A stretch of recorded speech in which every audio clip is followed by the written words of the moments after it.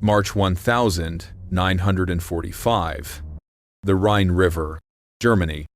Through the morning mist, a German observation officer raised his binoculars with trembling hand. What he saw made his blood run cold. Across the muddy fields, hundreds of Sherman tanks sat in formation. Artillery batteries stretched as far as the eye could see. Supply trucks rumbled back and forth. Radio chatter filled the airwaves. Every indicator pointed to one undeniable truth. The Americans were massing for a massive river crossing. 40,000 men, 2 full divisions. The largest assault force he'd ever witnessed. He grabbed the field telephone, his voice urgent as he reported to headquarters. They're coming. Right here. Tomorrow. Maybe tonight. We need every gun, every soldier we can spare. Within hours, German forces began repositioning. Anti-aircraft batteries swiveled into place. Panzer reserves rolled toward the suspected crossing point. Thousands of soldiers dug in, preparing for the onslaught. But there was something they didn't know, something impossible, something that would change the course of the war. Those 40,000 men, they didn't exist. Those hundreds of tanks, rubber and air, that massive military buildup, an illusion crafted by just 1,100 men armed with nothing more than creativity. Sound effects and inflatable props. The German forces were staring at ghosts, and those ghosts were about to help win World War II. This is the story of the most unusual military unit in American history. A unit so secret. Its existence remained classified for 50 years. A unit that never fired a shot in anger, yet saved an estimated 15,000 to 30,000 American lives. A unit composed not of hardened soldiers, but of artists, designers, actors, and dreamers who learned to weaponize imagination itself. They were officially called the 23rd Headquarters Special Troops, but history would remember them by another name, the Ghost Army. Their weapons weren't bullets or bombs. They were illusion, deception, and psychological warfare at its finest. They carried inflatable tanks that 4 men could lift. They broadcasted recordings of armored divisions that could be heard 15 miles away. They mimicked radio signals so perfectly that German intelligence believed they were tracking real units. They turned the battlefield into a stage, and the Nazi war machine into their audience. For 9 months, from the beaches of Normandy to the Rhine River, they performed a traveling road show of deception. They operated within yards of enemy lines, often drawing fire to maintain their illusions. 3 of them died. Dozens were wounded. But they never broke character. They never revealed the truth. Tonight, we pull back the curtain on one of warfare's greatest magic tricks. We'll walk through the smoke and mirrors of tactical deception. We'll meet the fashion designers and painters who became master illusionists. We'll witness the moments when art literally defeated artillery. But most importantly, we'll ask ourselves a question that echoes into our modern world. If 1,100 artists could fool an empire, what does that say about the nature of reality itself? In an age of deepfakes and disinformation, the story of the Ghost Army has never been more relevant. Because they prove something terrifying and beautiful, that what we believe to be real is often just what we've been convinced to see. The line between truth and illusion is thinner than you think. And somewhere along that line, a group of American artists discovered that imagination could be the most powerful weapon of all. Welcome to the story of the Ghost Army, where nothing was as it seemed, and where that deception saved thousands of lives. To understand how this extraordinary deception came to be, we need to step back to early 1944, a world at war, and a problem that couldn't be solved with conventional weapons. By January of that year, the Allied High Command faced a brutal reality. The invasion of Nazi-occupied Europe was imminent. D-Day was coming. But the German defenses along the Atlantic Wall were formidable, their intelligence networks extensive, their military doctrine built on decades of warfare expertise. The Allies had men, machines, and material. What they didn't have was enough of any of them to guarantee success. General Dwight Eisenhower, Supreme Commander of Allied forces, needed an edge, not just another infantry division or bomber squadron. He needed something the Germans wouldn't expect, something that could multiply Allied strength without adding a single soldier to the casualty lists. The answer came from an unlikely place, North Africa. 2 years earlier, in October 1942, British forces under Field Marshal Bernard Montgomery faced the legendary German commander Erwin Rommel at El Alamein, Egypt. The British were outnumbered, outgunned, and facing one of the most brilliant tactical minds in military history. But they had something Rommel didn't expect: a deception unit. Operation Bertram was born from desperation and creativity in equal measure. British engineers built dummy tanks from wood and canvas. They disguised real tanks as supply trucks. They created entire fake supply depots. Most importantly, they made Rommel believe the attack would come from the south when it was actually planned for the north. The deception worked. Rommel positioned his forces incorrectly. Montgomery won a decisive victory that changed the course of the North African campaign. 2 American officers in London took notice: Colonel Billy Harris, a West Point graduate with an appreciation for unconventional tactics, and Major Ralph Ingersoll, a man whose background was anything but military. Ingersoll had been the managing editor of the New Yorker magazine. He'd founded newspapers. He understood storytelling, perception, and how to manipulate both.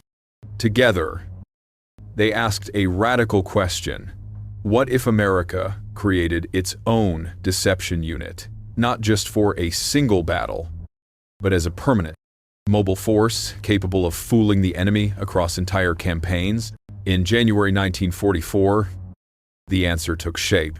The 23rd Headquarters Special Troops was officially activated at Camp Forest, Tennessee.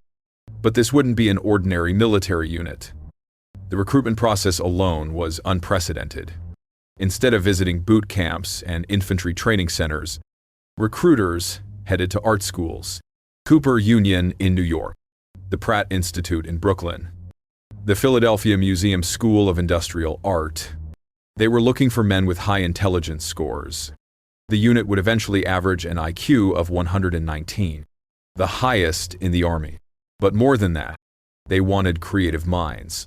Artists who could think in 3 dimensions, designers who understood visual perception, sound engineers who knew how acoustics worked. The men who answered the call were an unlikely group of soldiers. Many had never held a rifle. Some wore glasses thick enough to normally disqualify them from combat service. But they possessed skills the military had never valued before. They could paint, sculpt, design. And imagine, among them was a young fashion design student from Indiana named Bill Blass. Even in basic training, Blass sketched clothing designs in his spare time. He'd bring copies of Vogue magazine into foxholes, dreaming of the career that awaited him after the war. His fellow soldiers teased him, but Blass didn't care.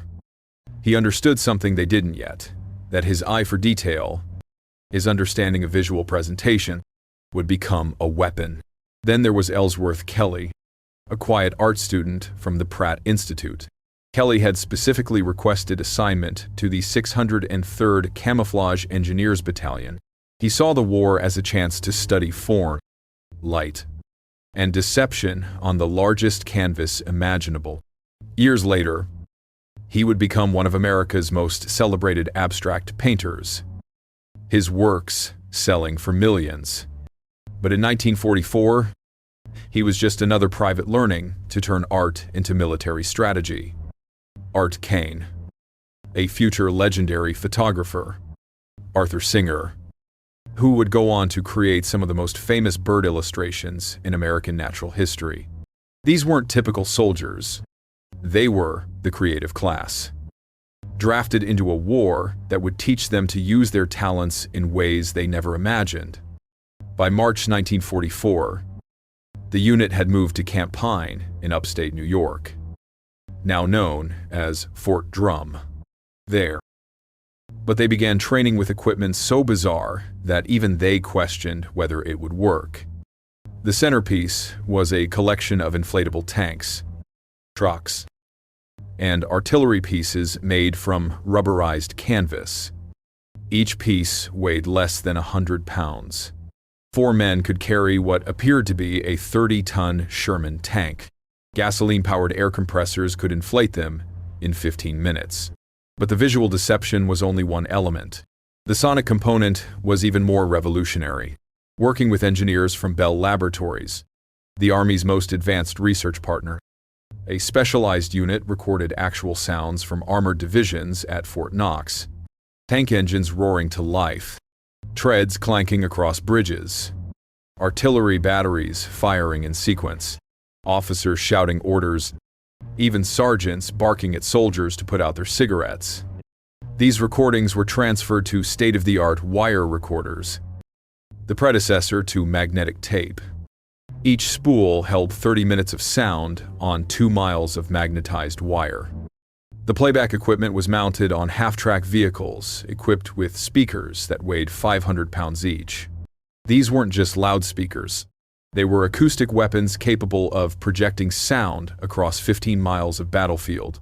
The third element was radio deception, perhaps the most sophisticated of all.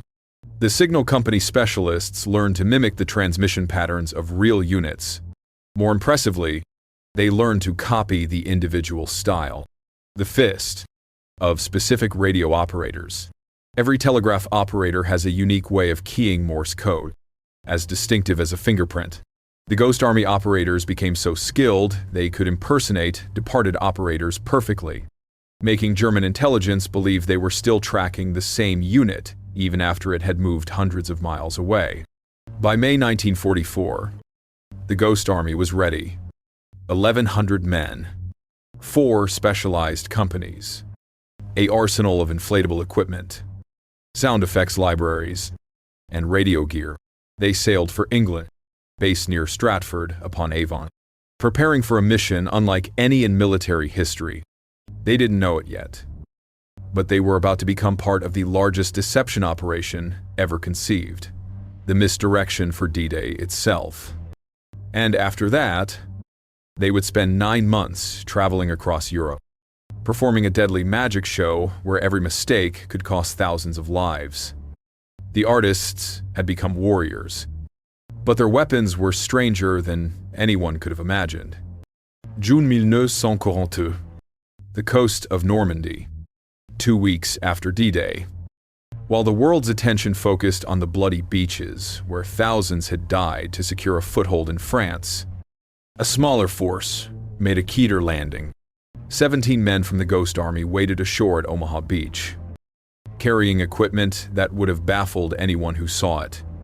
Their mission was simple in concept, terrifying in execution. They were to create a phantom harbor using nothing but lights and hope. The real Mulberry Harbors. Those massive artificial ports the Allies had constructed were vital to the invasion's success. They allowed ships to unload supplies without capturing a port city. But they were also vulnerable, obvious targets for German artillery. The Ghost Army's job was to draw fire away from the real harbors by creating fake ones that would glow in the darkness, tempting German gunners to waste ammunition on illusions. As night fell, the men positioned their lights and began their performance. In the distance, German artillery observers saw what appeared to be harbor activity, flashes of light, movement, the telltale signs of a major supply operation. The shells began falling shortly after midnight, but they fell on empty beaches, on lights rigged to poles, on nothing but air and deception, miles away. The real harbors continued their work unmolested. For the men of the Ghost Army, it was a sobering introduction to their mission. One soldier would later recall the feeling, "We were bait. Live bait. If the plan worked, the shells would land on us. and we had nothing to protect ourselves but some lights and a prayer. But this was just the beginning. The real test came in July. Operation Brittany. A vast deception across the Brittany Peninsula that would determine whether the Ghost Army could truly change the course of the war. General George Patton, one of America's most aggressive commanders, needed to race east across France. His Third Army had broken through German lines, and speed was everything. But the Germans expected him to secure the Brittany Peninsula first, to capture its ports before advancing inland. Patton had no intention of doing that. But he needed the Germans to believe he was. Enter the Ghost Army. The plan was audacious. The 1,100 men would split into 4 separate task forces. Each would impersonate a combat team of 3,000 to 4,000 soldiers from different divisions: the 35th Infantry, the 80th Infantry, the 90th Infantry, and the 2nd Armored Division. They would move west and south into Brittany, while the real divisions continued racing east with Patton. On the morning of August 9th, the Ghost Army began its performance. Trucks loaded with inflatable equipment rumbled down country road. Radio operators began broadcasting false traffic patterns, creating the electronic signature of major troop movements. The sonic units prepared their speakers. Lieutenant Colonel Frederick Day commanded one of the task forces, designated to move toward the port city of Brest. His journey would become the stuff of Ghost Army legend.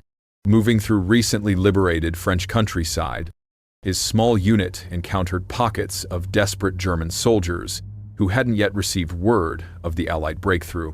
In a bizarre twist, Day's deception force, pretending to be a much larger unit, actually captured 300 German soldiers and seized a substantial cache of Wehrmacht chocolate. The irony wasn't lost on anyone. A fake army had achieved a real military objective. But the true success of Operation Brittany lay in what the Germans didn't see. While they repositioned forces to counter the apparent threat in Brittany, Patton's real divisions sliced through France virtually unopposed. By the time German intelligence realized they'd been fooled, Patton was already 100 miles east, destroying enemy units that had expected to face him in an entirely different location. The Ghost Army had proven the concept. Now came the brutal education in just how dangerous their mission would be. August 20th. The port city of Brest. The Germans held Brest with a force of 38,000 men under General Hermann Bernhard Ramke, a fanatical commander who had sworn to fight to the last bullet. The Allies needed him to surrender, or at least to believe he faced such overwhelming force that resistance was futile. The Ghost Army's mission was to make 1,100 men look like 2 tank battalions and an artillery battalion, convincing Ramke that continuing the fight was suicide. The journey to Brest began in a downpour. Sergeant Bob Tompkins drove his Jeep 158 miles through sheets of rain, completely exposed to the elements. When they arrived at their positions, they could see German observers watching them from the church tower in the village of Guesno. The enemy was less than half a mile away. That first night, the Ghost Army inflated 50 dummy tanks in full view of the German lines. The camouflage was intentionally imperfect, good enough to fool aerial reconnaissance, but with small gaps that made it seem like hastily concealed real equipment. As darkness fell, the sonic trucks began their symphony of deception. From 10 p.m. until 3 in the morning, the night air filled with sounds that carried for miles. Tank engines rumbling to life. The distinctive clank of treads moving across muddy ground. Officers shouting coordinates. And that small detail that made it all believable, sergeants yelling at soldiers to extinguish their cigarettes. A sound anyone who'd served in the military would recognize instantly. American engineers more than a mile away heard the sounds and felt relief wash over them. Reinforcements had arrived. Tank battalions were moving into position. When morning came and they saw the familiar markings of the 6th Armored Division, soldiers ran out to greet them. "Boy, are we glad to see you guys," they shouted to the Ghost Army men.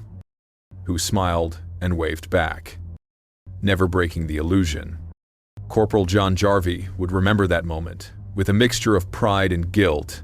These men believed salvation had arrived. They didn't know they were looking at rubber and air.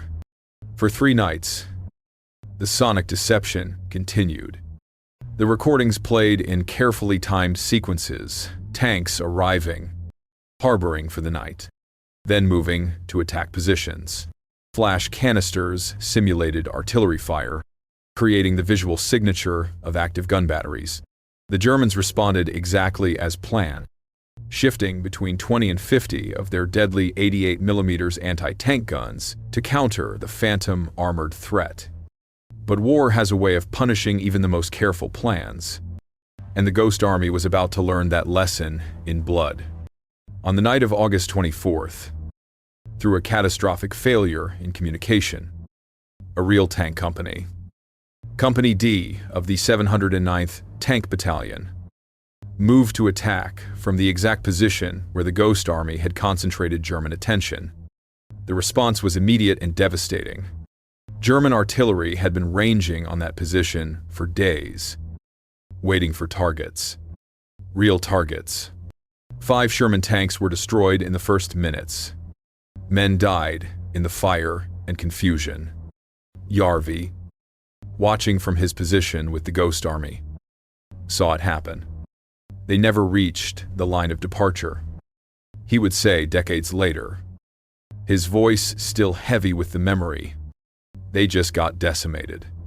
The incident shook the Ghost Army to its core. Lieutenant Colonel Clifford Simonson, the unit's operations officer, spent hours analyzing what went wrong. His conclusion was stark. The tanks should not have attacked in that place, or otherwise we should have employed deception in another area. The coordination between real and fake forces had to be perfect. Any gap could transform their illusions into death traps for American soldiers. That night, the sonic trucks played one final performance, the sounds of tanks withdrawing, maintaining the illusion even as Task Force X prepared to pull out. Bob Tompkins made a final entry in the diary he carried in violation of security regulations, just beginning to realize how vulnerable we were. He wrote, "Brest didn't surrender. Romke held out for another 27 days, finally capitulating on September 19th after the city had been reduced to rubble. The Ghost Army's deception had worked tactically. German guns had been misdirected. Positions had been fooled, but it hadn't achieved the strategic goal of forcing surrender. The men learned a hard truth. Deception could shape the battlefield, but it couldn't break the will of a fanatic who'd rather see his city destroyed than admit defeat. Yet the lessons learned at Brest made them razor sharp. They refined their techniques, improved their coordination protocols, and emerged as a unit that understood both the power and the limitations of their unique mission. September 1944. The fortress city of Metz. General Patton was attacking one of the most heavily defended positions in Europe. His advance had been so rapid that his supply lines were stretched thin, and his forces were spread across a dangerously wide front. In a letter to his wife, Patton revealed a secret that couldn't be made public. "There is one rather bad spot in my line, but I don't think the Germans know it. Hiding it now by the grace of God and a lot of guts. Those guts belong to the Ghost Army."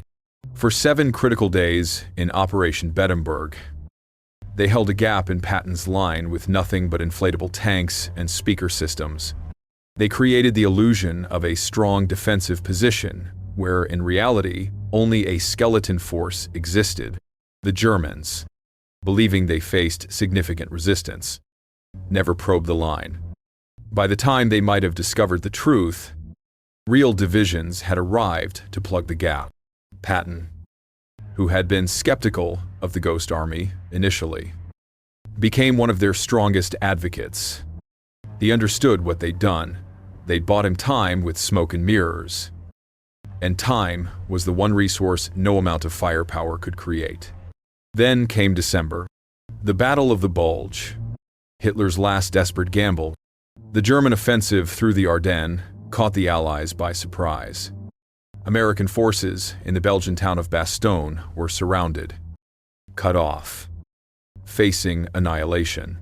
Patton received orders to relieve them, but the operation required absolute secrecy. The Germans couldn't know where or when his relieving force would strike. Operation Kodak was different from every mission before it. No inflatable tanks. No sonic deception. Just radio. Pure. Perfect radio deception.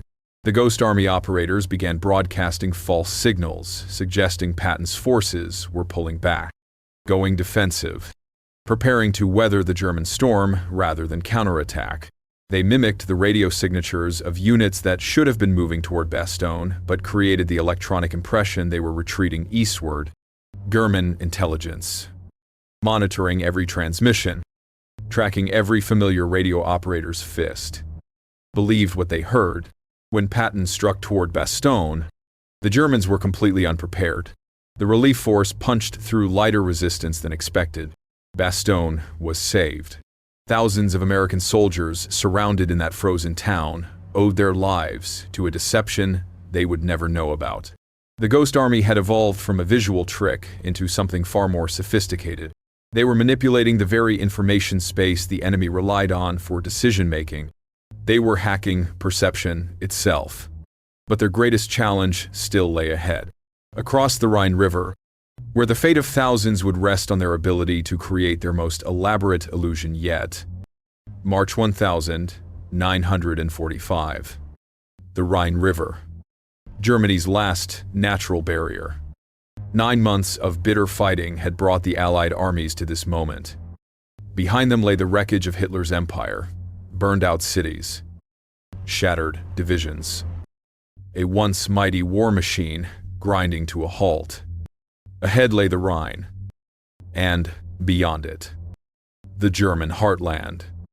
German commanders had declared that the river would run red with American blood. They weren't bluffing. Every bridge was fortified. Every crossing point was pre-sighted by artillery. The Germans knew the Allies were coming. The only questions were where and when. In his headquarters, General William Simpson, commander of the Ninth Army, studied maps with grim determination. His 2 lead divisions, the 30th and 79th Infantry, would spearhead the crossing as part of British Field Marshal Montgomery's massive assault. But Simpson had a problem. The Germans were watching, waiting, ready to concentrate overwhelming firepower on any crossing attempt. He needed the enemy looking somewhere else. Anywhere else. He needed the Ghost Army. The mission briefing on March 18th was unlike anything the unit had faced before. Operation Viersen would be their masterpiece, or their memorial.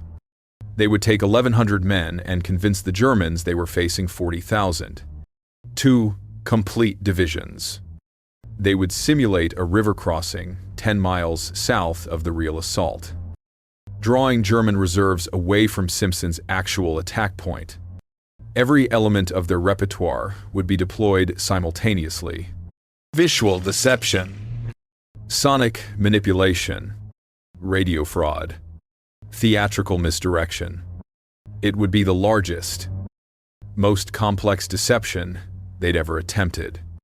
And it would take place within artillery range of an enemy that had nothing left to lose. The stakes were crystalline. If they succeeded, thousands of American soldiers would cross the Rhine against minimal resistance. If they failed, those same soldiers would face a slaughter that could stall the entire Allied advance. The Ghost Army moved into position near the towns of Anrath and Dulken, 10 miles south of the real crossing point. What happened over the next 6 days would become the stuff of legend, whispered about in military academies for decades after the war. More than 600 inflatable vehicles materialized across the landscape, tanks in carefully arranged formations, artillery batteries positioned for maximum visibility, supply trucks that appeared to be shuttling ammunition and equipment. Each dummy was positioned with mathematical precision, creating the visual signature of a massive military buildup. But the Ghost Army had learned from their mistakes at Brest. This time, they augmented their rubber props with real equipment. Actual armored vehicles were interspersed among the inflatables. Real infantry units were attached to enhance the illusion. Enclosed farmyards were transformed into maintenance depots where soldiers appeared to be servicing tanks.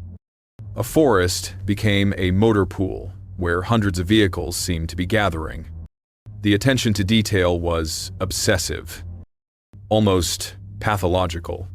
Ghost Army soldiers created fake tire tracks using wooden templates, pressing them into mud to simulate the passage of heavy armor. They scattered debris that units actually stationed there would leave behind. Cigarette butts from specific divisions, food wrappers, discarded paperwork with appropriate unit markings. Nothing was left to chance. As the visual deception took shape, the radio operators began their electronic symphony. They'd spent weeks studying the transmission patterns of the 30th and 79th Divisions. Now they created phantom communications networks, broadcasting the electronic signature of two divisions on the move. They mimicked specific radio operators so perfectly that German intelligence monitoring the transmissions believed they were tracking the actual units. The conversations were carefully scripted but sounded spontaneous. Supply requests, patrol reports, weather updates, maintenance issues. The mundane details that make military communications believable. And threading through it all, subtle hints about the coming operation. Nothing obvious. Just the natural chatter of units preparing for a major river crossing. Then the sonic component began. And this time, it ran 24 hours a day. At night, the massive speakers broadcast the sounds of engineers constructing pontoon bridges. The distinctive clang of metal on metal. The hydraulic hiss of equipment. The shouts of work crews. The sounds carried for miles across the flat terrain, reaching German observation posts on the far side of the Rhine.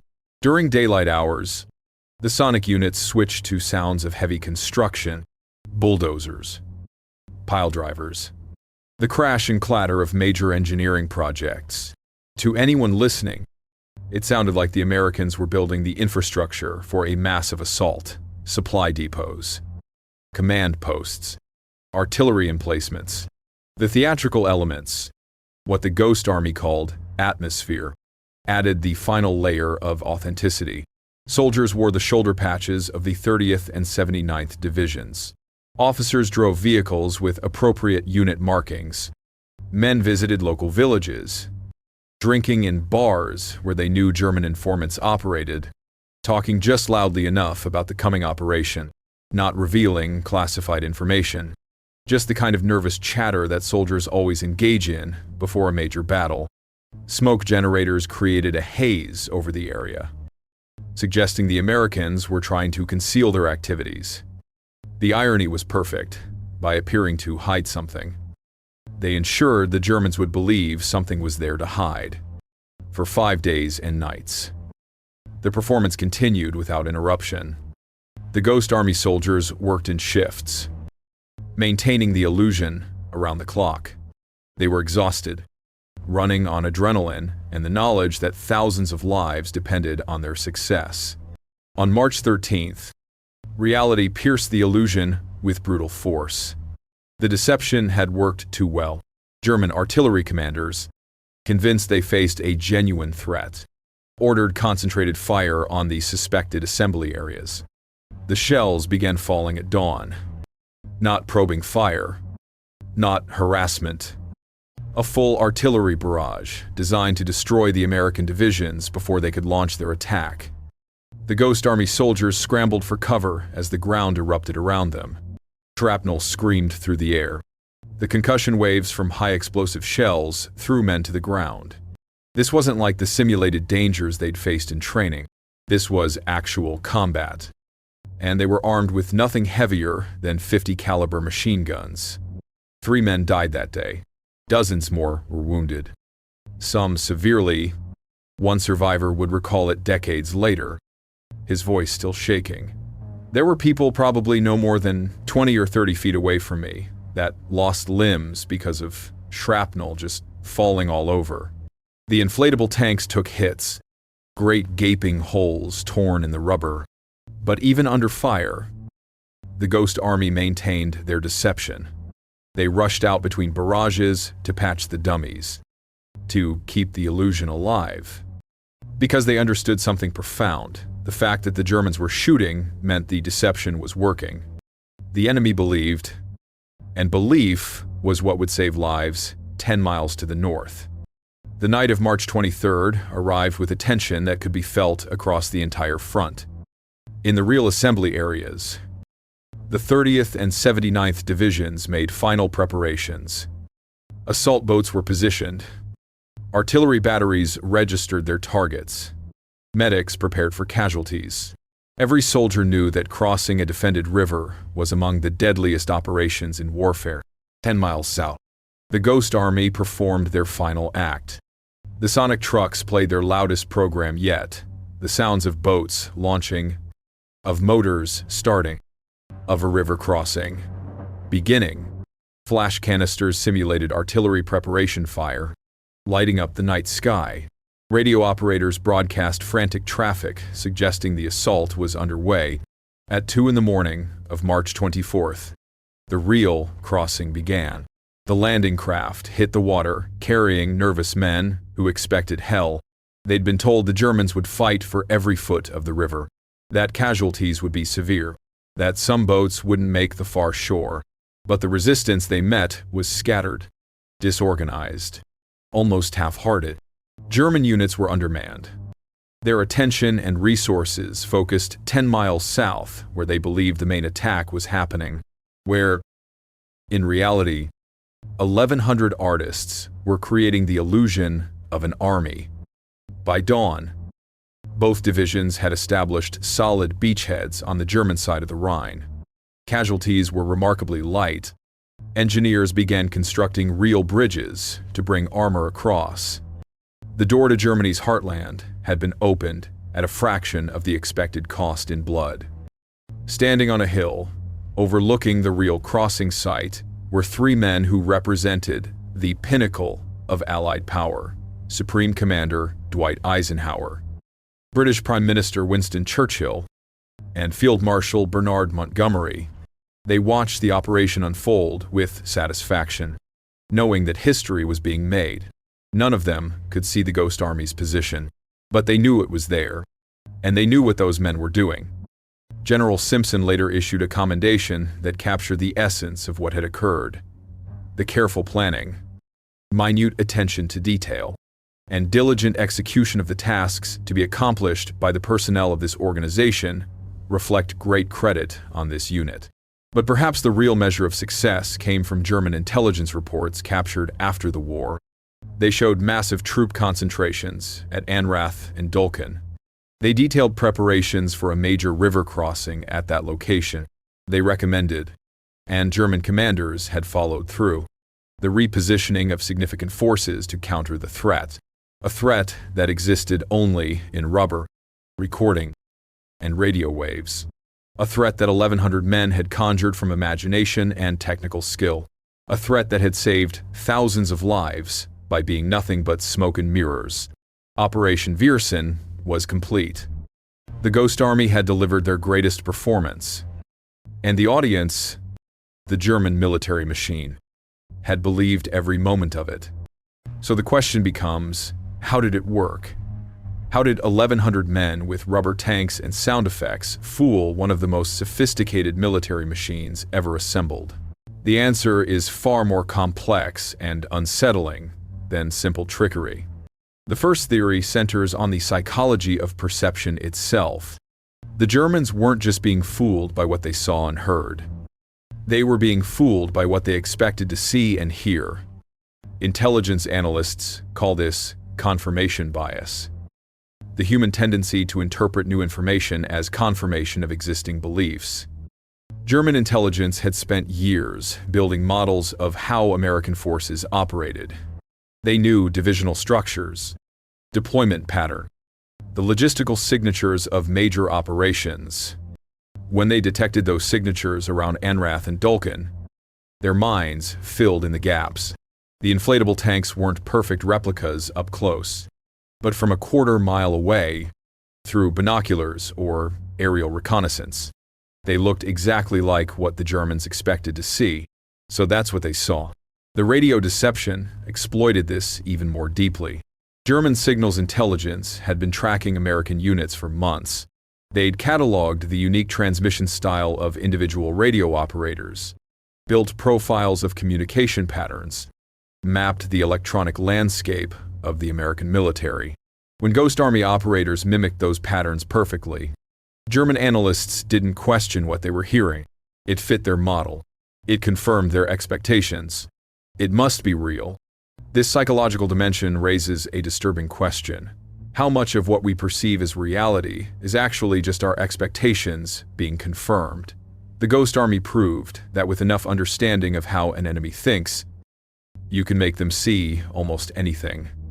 The second theory focuses on the genius of multi-layered deception. The Ghost Army never relied on a single type of illusion. Each element reinforced the others, creating a web of false evidence that was nearly impossible to untangle. Visual deception gave the Germans something to see. Sonic deception gave them something to hear. Radio deception provided electronic confirmation.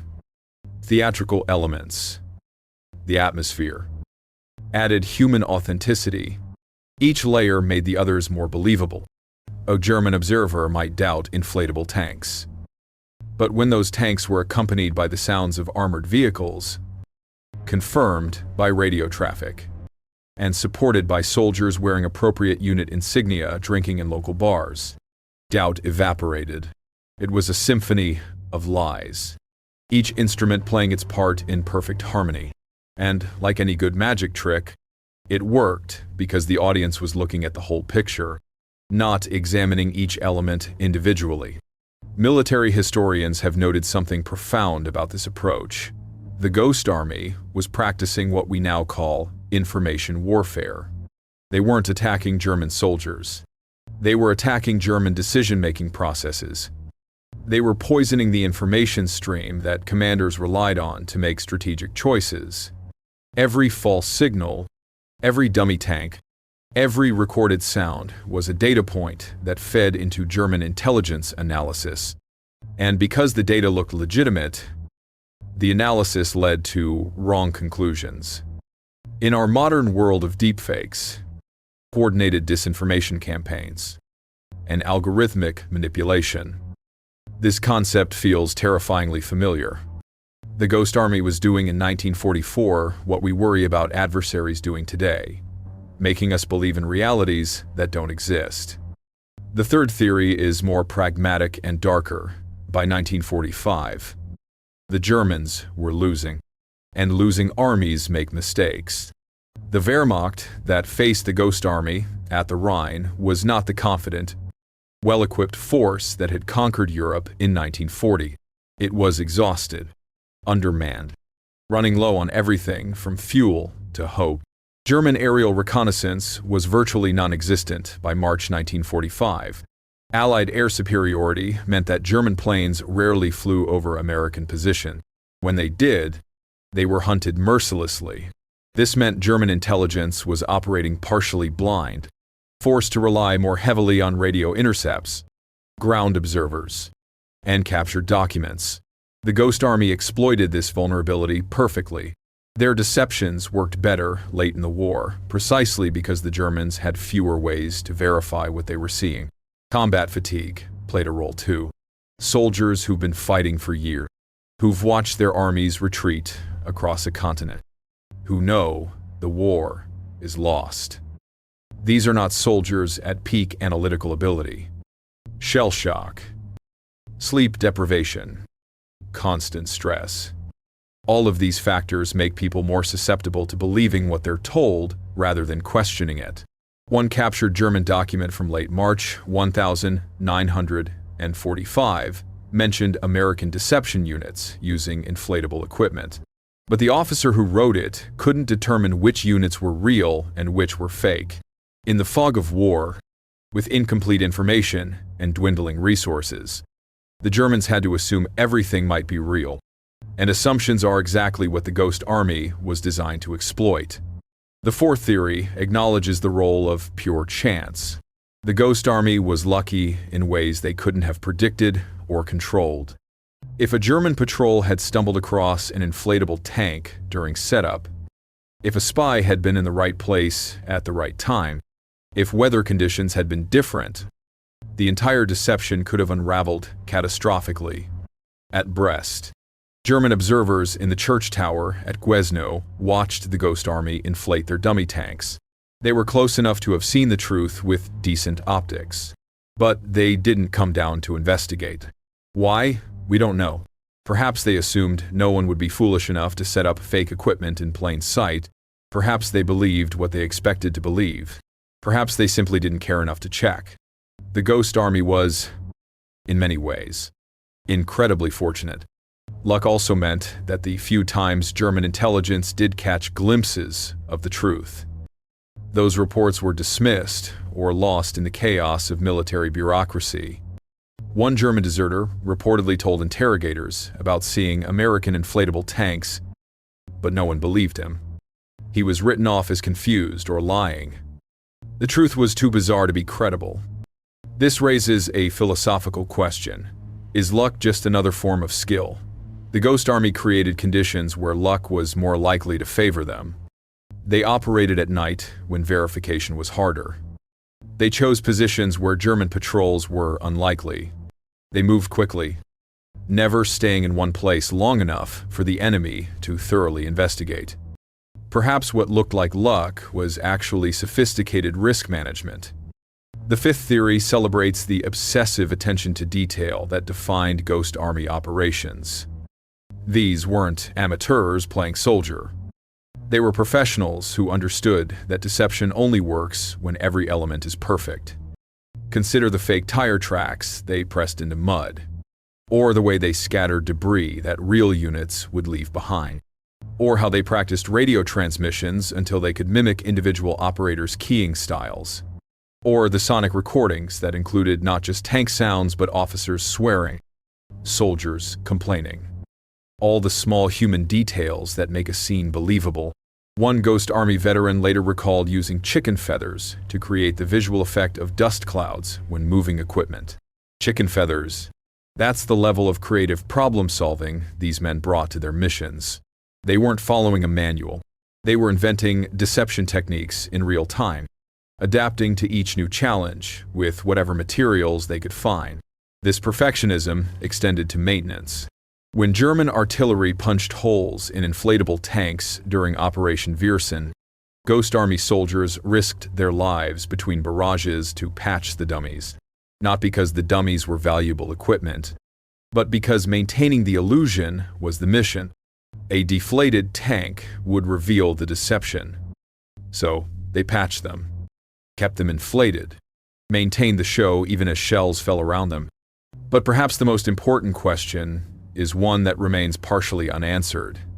Did the Germans ever truly believe, completely, or did they simply have no choice but to act as if they believed? Some captured German intelligence reports show a sophisticated understanding that American forces were using deception. They knew inflatable equipment existed. They suspected radio fraud.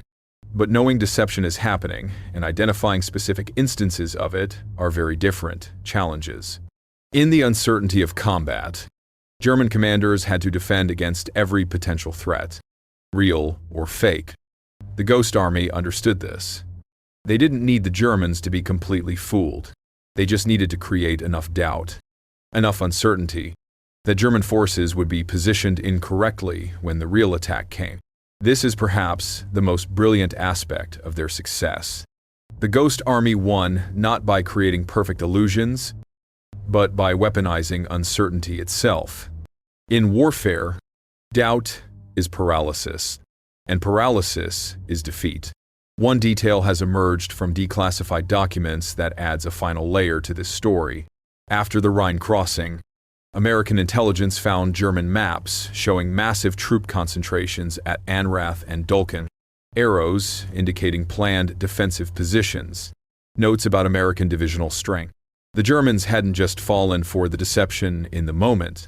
They'd built it into their strategic planning. The Ghost Army's illusions had become German military reality. 30 years after the war ended. U.S. Army analysts studied the Ghost Army's operations and wrote a conclusion that still resonates. Rarely, if ever, has there been a group of such few men which had so great an influence on the outcome of a major military campaign. But here's what keeps historians and military strategists awake at night. If it worked so well in 1944, if 1,100 men with primitive technology could fool an empire, what could a modern deception unit accomplish with digital manipulation, artificial intelligence, and global communications networks? The Ghost Army proved something both wonderful and terrifying. Reality is more fragile than we want to believe. What we see, hear, and trust can be manufactured. And, if we're being honest, we have to ask ourselves, in our world of social media, partisan news, and algorithmic echo chambers, are we really any less susceptible to deception than those German intelligence officers staring at inflatable tanks through their binoculars? The Ghost Army's greatest legacy might not be the battles they influenced. It might be the unsettling question they force us to confront. How do we know what's real? Ghost Army, When Illusion Won Battles. Part 6. Open Ending and Message 5. 500 characters. May 8th. WWII. Germany surrendered. The war in Europe was over. The Ghost Army packed up their equipment for the final time. The inflatable tanks that had fooled an empire. The speakers that had projected phantom armies across 15 miles of battlefield. The radio equipment that had made 1,100 men sound like 40,000. All of it was loaded onto trucks and ships for the journey home. In July 1945, the 23rd Headquarters Special Troops returned to the United States. They were stationed briefly at Pine Camp in upstate New York, the same place where they'd trained with such uncertainty just 16 months earlier. On September 15th, WWII, the unit was officially deactivated. The Ghost Army ceased to exist, but their final act of deception had already begun. This one would last 50 years. Every man who served in the unit was required to sign secrecy agreements. They could not discuss what they'd done.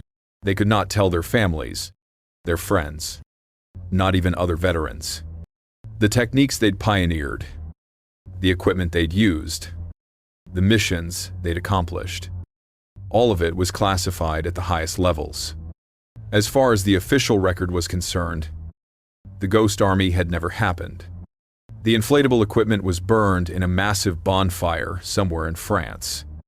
The sonic recordings were locked away in military archives. The after-action reports were stamped secret and filed in vaults. The men went home carrying memories they couldn't share and nightmares they couldn't explain. For decades, they lived with their silence. Bill Blass became one of America's most celebrated fashion designers, dressing celebrities and socialites. But he rarely spoke of his time in the war. Ellsworth Kelly's abstract paintings sold for millions, hanging in the world's greatest museums. But the connection between his art and his wartime deception work remained hidden. Arthur Singer illustrated birds for postage stamps and field guides, and his work seen by millions who had no idea those same hands had once painted camouflage on rubber tanks.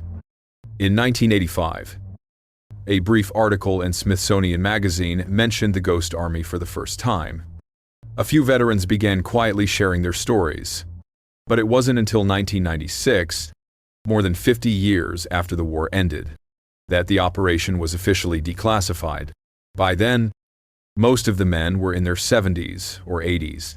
Some had already passed away, taking their stories to the grave, never receiving recognition for what they'd accomplished. The question haunts the historical record. Why the secrecy? Why keep this remarkable achievement hidden for half a century? The Cold War provides part of the answer. American military planners wanted to use similar deception tactics against the Soviet Union.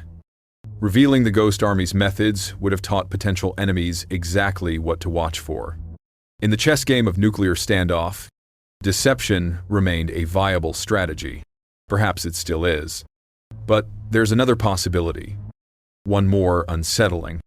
Perhaps the military establishment was uncomfortable with what the Ghost Army represented. They'd proven that creativity and intelligence could be more effective than firepower. That artists could achieve what armor couldn't.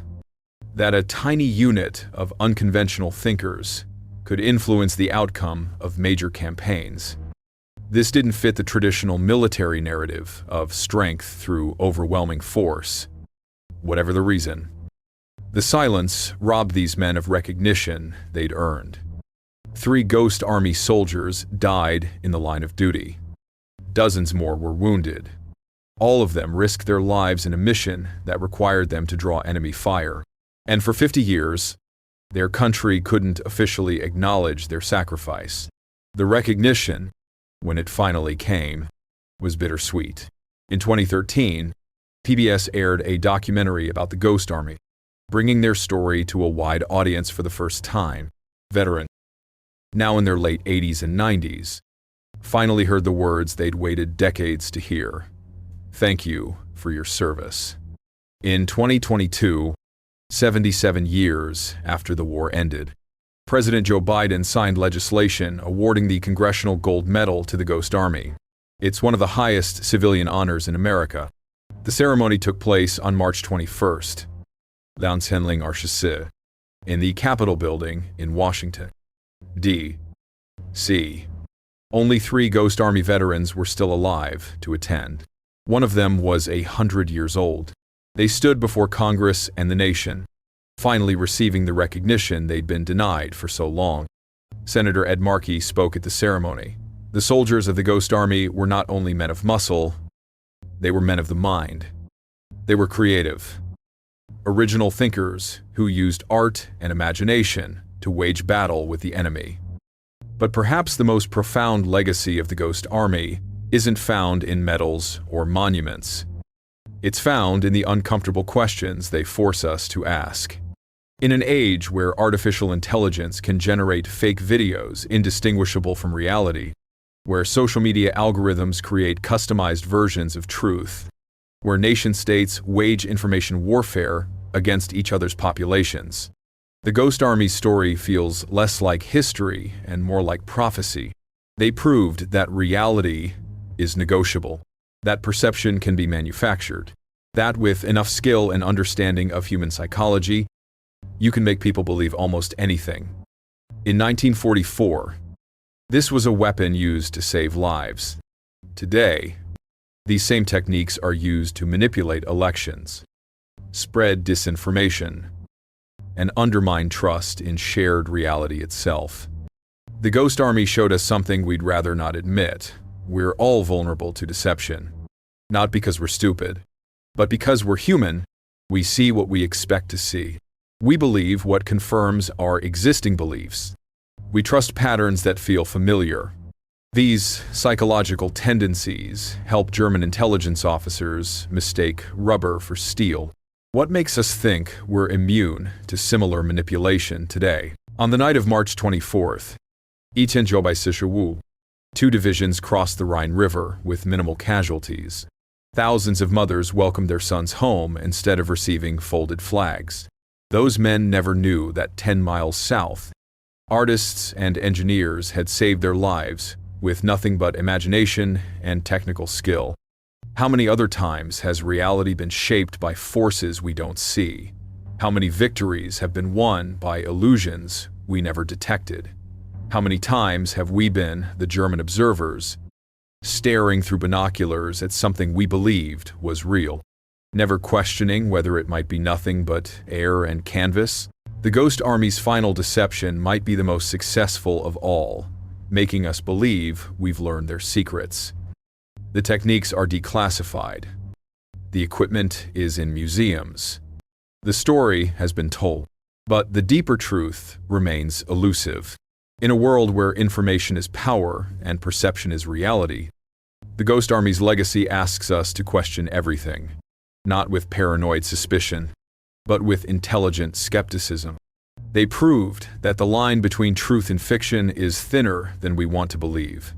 That war isn't just fought with weapons, but with ideas, perceptions, and carefully crafted lies. So here's the question we're left with. If 1,100 men with primitive technology could reshape reality on European battlefields, what's being reshaped around us right now? What are we seeing that isn't really there? What are we believing that we've been convinced to believe? The Ghost Army won their battles with illusion, but their greatest victory might be teaching us to question our own certainty about what's real. They were deceivers. They were artists. They were heroes. And they proved something both beautiful and terrifying. Sometimes the most powerful weapon isn't the one that destroys, but the one that makes us see what isn't there. The ghosts have finally been recognized. Their story has been told. But the questions they raise will haunt us long after their voices have fallen silent. In the end, perhaps that's exactly as it should be. Because the moment we stop questioning reality is the moment we become most vulnerable to those who would reshape it for us. The Ghost Army taught us that truth is fragile, perception is malleable, and reality itself can be a weapon. What we choose to do with that knowledge will determine whether their legacy becomes a warning or a blueprint. The show is over. The curtain has fallen. But somewhere, in some way you haven't noticed yet, another performance might already be underway. The question is, are you the audience? Or are you part of the illusion?